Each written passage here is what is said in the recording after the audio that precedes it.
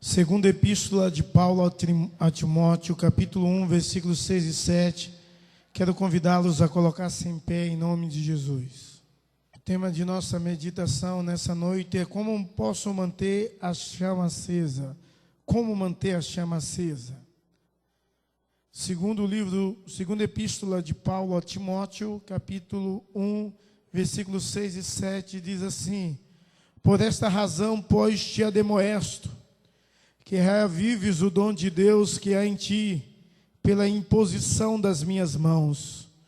Porque Deus não nos tem dado espírito de covardia, mas de poder, de amor e de moderação. Eu acho interessante essa carta de Paulo ao seu filho na fé, Timóteo. Porque Paulo, quando escreve a segunda epístola de Timóteo, ele já estava próximo da sua morte. E ele começa essa carta falando da sua fé e do seu apostolado. Ele diz que é apóstolo de Jesus Cristo, e realmente Paulo é apóstolo do Senhor Jesus. Depois ele dá graças a Deus, a quem desde os antepassados tem vivido de forma pura, porque sem cessar nas suas orações, ele lembra de Timóteo, ele dá graças a Deus pela vida de Timóteo. Mas ele agradece a Deus também pela fé de Timóteo, fé essa que ele diz, fé sem fingimento, fé dos seus antepassados, primeiro da sua avó e depois da sua mãe, Lóide e Eunice. E agora essa fé, essa mesma fé na vida de Timóteo. E ele diz que se recorda de Timóteo de uma forma muito especial, com alegria aí da sua fé sem fingimento. E nessa carta, é só nesse momento que ele elogia Timóteo. Depois não tem mais nenhum elogio a Timóteo. Depois é só repreensão a Timóteo. Há uma vida de santidade, há uma vida de piedade, a ter cuidado com as falsas doutrinas, os falsos mestres, os falsos ensinos. Ele só repreende depois a Timóteo. Timóteo, que é citado por Paulo, um companheiro imenso de Paulo, é citado em todas as epístolas de Paulo, todas as cartas que Paulo escreveu, cita o nome de Timóteo, porque é um companheiro maravilhoso de Paulo, mas nessa carta ele só dá esse elogio, e depois ele começa a demonstrar Timóteo, para que venha mudar a vida, para que venha ter uma atitude segundo a vontade e os princípios de Deus. É interessante que ele fala da formação de Timóteo com um carinho imenso, né? E com alegria imensa pela bênção de Deus na vida de Timóteo. Mas Paulo, ele exorta Timóteo, no versículo 6 que nós lemos, a reavivar o dom de Deus, diz ele, que há em ti, pelas imposição de mãos. A exortação de Paulo a Timóteo é que ele reavive o dom de Deus que recebeu. E eu fico imaginando o que faz um crente desanimar ou esfriar a sua fé, ou esfriar na execução do dom que Deus te deu. E eu pensando sobre isso, imagino que talvez as provações da vida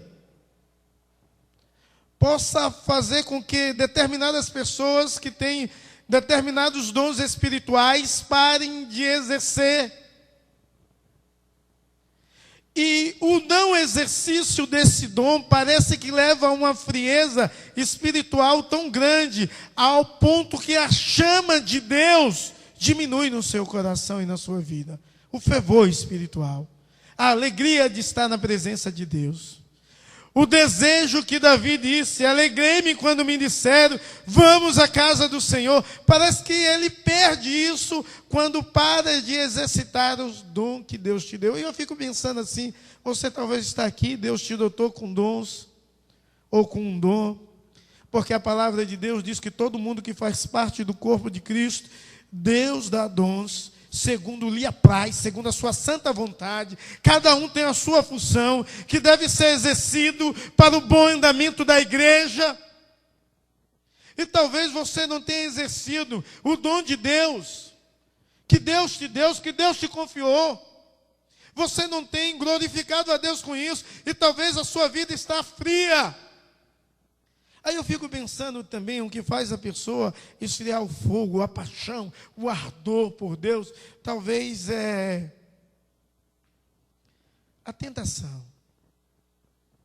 É sufocado pelas tentações da vida, pela pressão da vida, pelo desejo de ter, e corre atrás de tudo, e se esquece de ter uma devoção com Deus, e talvez isso faz esfriar o seu coração. O tema de nossa série é esgotamento espiritual, mas da mensagem nessa noite é como manter as chamas acesas.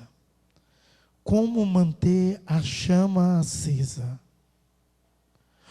Como continuar vibrante, como continuar cheio de vida, cheio de Deus, operoso, como continuar apaixonado por Deus, inflamado por Deus, como continuar amando a Deus de toda a sua força, de todo o seu entendimento, de todo o seu coração. Servindo a Deus de todo o seu entendimento, com toda a sua força, com todo o seu coração. E eu quero meditar com vocês na palavra de Deus, que Paulo nos ensina, o que ele falou, para que Timóteo pudesse manter aceso a chama de Deus, sem se contaminar com as falsas doutrinas, os falsos ensinos, mas estar com o coração inflamado de Deus, ardendo Deus, querendo Deus, experimentando de Deus, vivendo com Deus, andando com Deus, servindo a Deus, exaltando a Deus, glorificando a Deus. E por isso Paulo diz, por essa razão, por causa da sua fé, por causa da sua formação, porque Deus te chamou para exercer um dom espiritual na igreja, para servir a Deus. Por essa razão, pois, te admoesto que reavives o dom de Deus que há em ti pela imposição das minhas mãos. A exortação é que ele reavive esse dom. A exortação é que a chama de Deus possa brilhar e arder mais em seu coração. Como manter a chama acesa? Tendo uma atitude de consagração diante de Deus. A palavra de Deus, a vontade de Deus, os princípios de Deus, é que a sua igreja seja uma igreja consagrada, santa, separada, para o uso exclusivo de Deus. Essa é a vontade de Deus para a sua vida. Uma vida de consagração. E nós aprendemos, aqueles que foram criados na igreja, desde pequenininho, uma canção que nos ensina o que é viver uma vida de consagração. Eu vou começar, os irmãos terminam. Leia.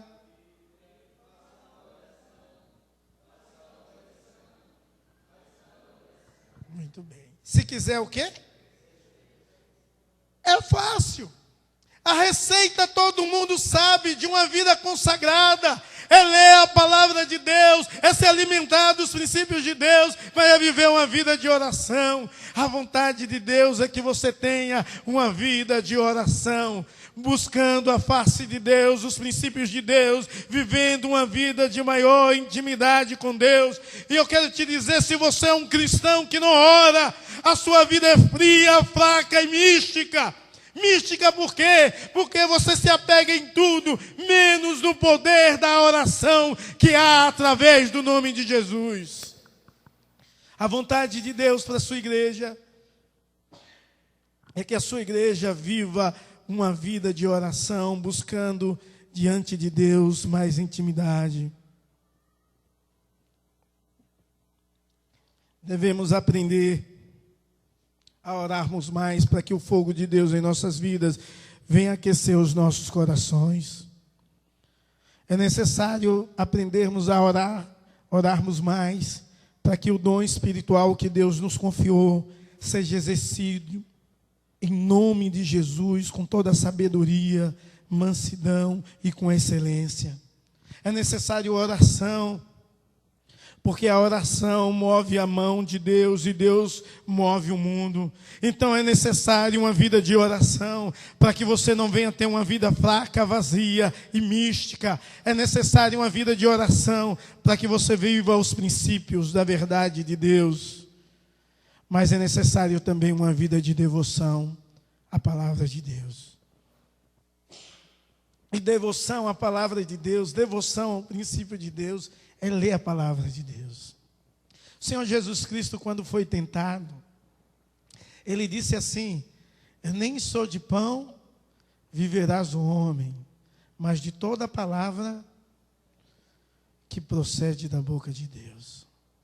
Sabe o que o Senhor Jesus disse? Que é uma necessidade humana.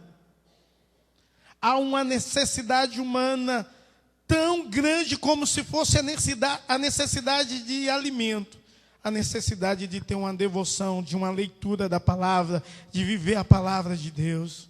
Você quer manter a chama acesa, você quer manter a chama ardente de Deus no seu coração, é necessário uma vida de devoção, porque quando o pecado chegar, sabe o que acontece? Você fala como um salmista.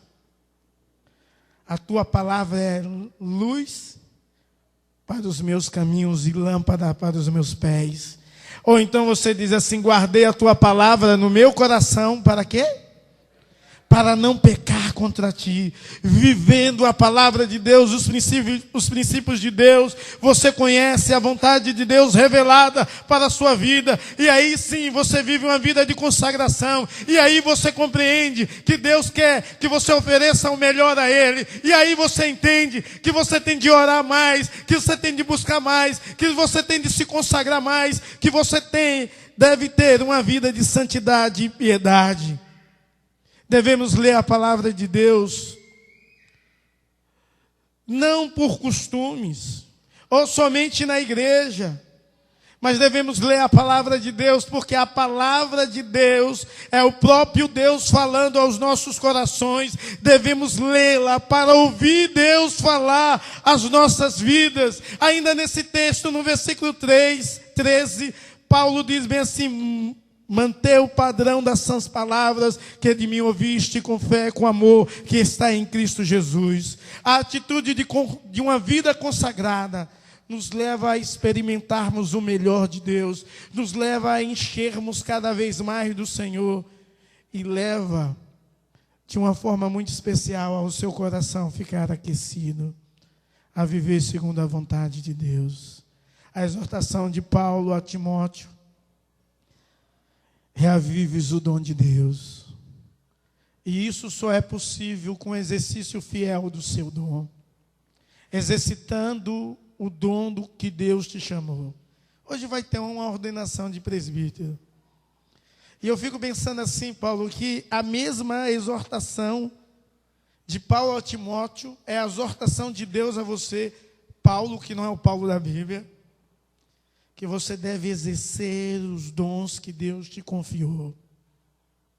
Você deve exercer com sabedoria, com fé, com entendimento. Você deve pedir a renovação desse dom continuamente, e todo mundo. Devemos viver em nome de Jesus como homens e mulheres de Deus nesse mundo decaído, como homens e mulheres de Deus que adoram a Deus e vivem uma vida extremamente consagrada diante dos pés do Senhor, em adoração, em oração e em reverência à sua santa palavra. Como manter a chama acesa, vivendo uma vida consagrada. Quando você vê o versículo 7, diz assim: porque Deus não tem nos dado o espírito de covardia, mas de poder, de amor e de moderação. Não te envergonhes, portanto, do testemunho do nosso Senhor, nem do seu encarcerado que sou eu. Pelo contrário, participa comigo do sofrimento a favor do Evangelho, segundo o poder de Deus. Nós devemos aprender a testemunhar do Evangelho, como uma prática contínua e diária. Você não precisa sair especificamente para ir evangelizar, dizer, hoje à tarde eu vou fazer um evangelismo. Não. Se você fizer isso, é bom demais. Glória a Deus por isso. Mas você pode viver continuamente falando de Jesus. Sabe por quê? Porque aonde você anda, com quem você conversa, com quem você se relaciona, são pessoas que precisam de Deus, da misericórdia de Deus, do agir de Deus, da presença de Deus, e é necessário você testemunhar de Jesus.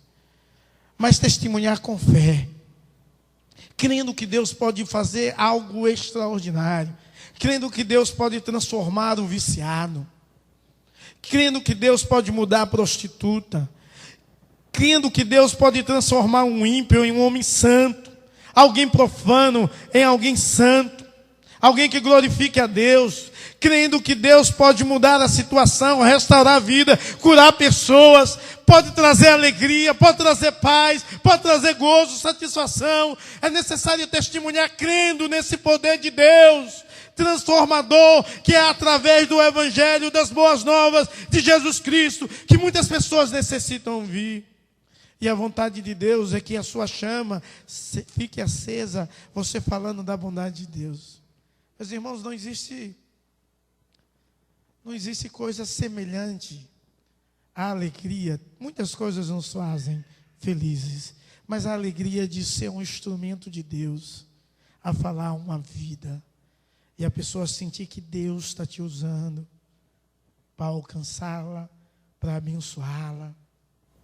É maravilhoso quando você fala, e eu não estou falando do dom de profecia aqui, mas estou falando da maneira de evangelizar, na certeza que o Espírito Santo que habita em vós, Ele coloca palavras na sua boca, no seu coração, na sua mente, e vai de encontro à vida da pessoa, e a pessoa é inflamada por Deus.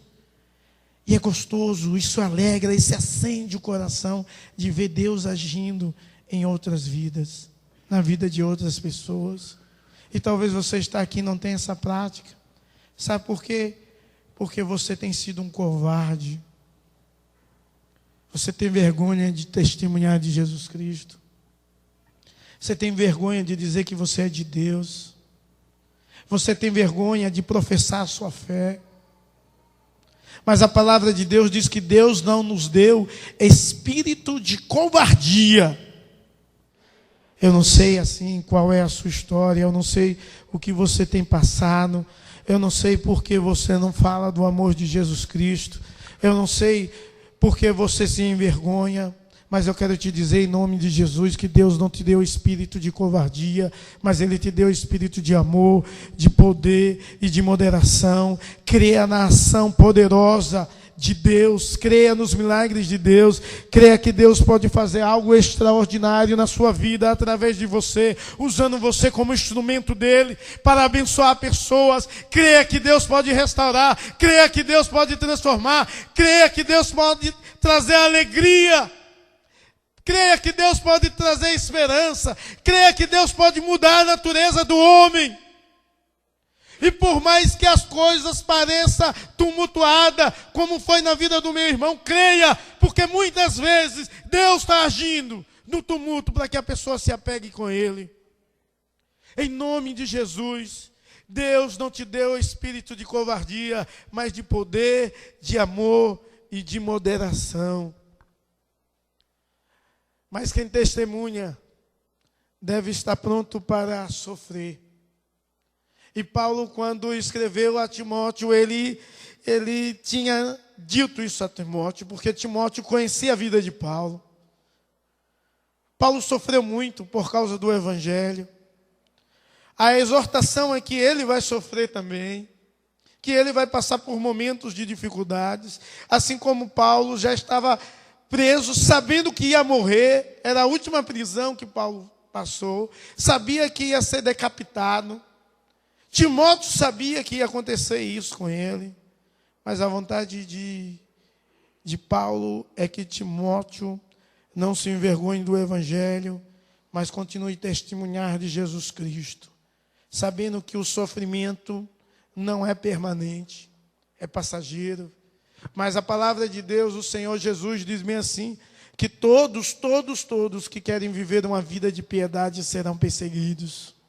Então é necessário que você, igreja, apesar que muitas pessoas pregam assim, só vai ter vitória, só vitória, em Jesus há vitória. Mas há lutas, há dificuldades, há tempestades, há aflições, há perseguição. Todos que querem viver uma vida piedosa serão perseguidos. Então devemos ter uma atitude de testemunhar o Evangelho e estar pronto para sofrer com Cristo, compreendendo que o nosso galardão, que a nossa fé não se limita apenas nesse mundo, mas no céu. Compreendendo que a nossa esperança não está naquilo que temos, mas naquilo que somos, e somos filhos de Deus. Deus está com você em todos os momentos de dificuldade, de adversidade, Ele é contigo. Então esteja pronto, em nome de Jesus, para sofrer por Evangelho, pelo amor de Deus, pela misericórdia de Deus na sua vida. É necessário que, em nome de Jesus, é necessário manter o fogo aceso de Deus em nossas vidas. Mas para manter a chama de Deus acesa em nossas vidas e em nossos corações, é necessário ser um bom guarda do depósito de Deus. E, na verdade, esse texto inteiro é uma junção de duas doutrinas, a combinação da soberania divina com a responsabilidade humana. E o versículo 13 e 14 diz bem assim: mantenha o padrão das sãs palavras que de mim ouviste com fé, com amor, que está em Cristo Jesus, guardando o bom depósito, mediante o Espírito Santo, que habita em nós. Guarde o bom depósito. Guardar o depósito da verdade. Guardar o bom depósito. Sabe o que é? É o Evangelho de Cristo, é um tesouro. E Paulo estava dizendo a Timóteo, um tesouro que Deus me confiou e eu confiei a você.